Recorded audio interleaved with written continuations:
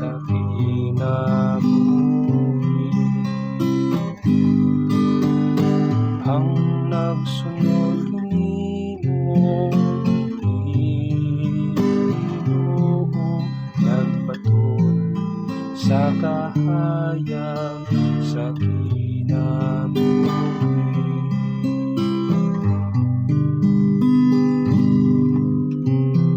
Wala ng tao nga wala pagsunod sa tambag sa dautan,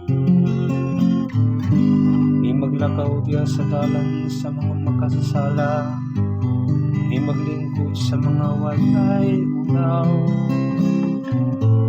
Hinunuang iyang kalipay na nasa balaw sa Ginoo, ug nagpalandong sa iyang balaod adlaw gabi.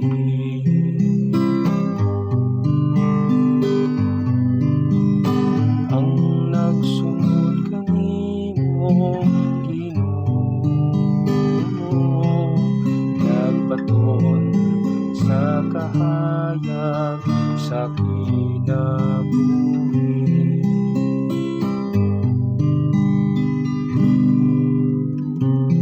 Sama siya asaw sa kakahoy nga gitanong, dol sa nagadagan nga tubig, nga naghatag sa iyong bunga sa igo nga panahon. Ug kansang mga dahon dili gayud malara, bisag sa iyang buhaton mulambos.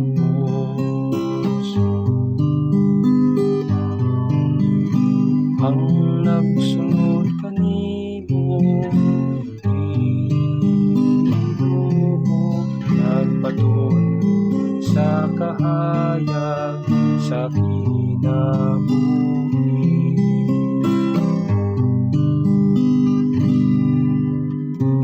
Dili ngunini ang dautan, dili kayo, sama sila sa uhod nga'y padpad sa hangin.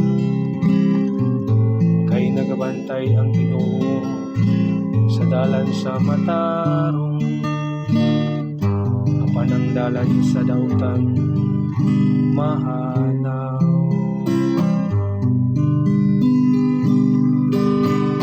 Ang nagsunod kanimo Ginoo,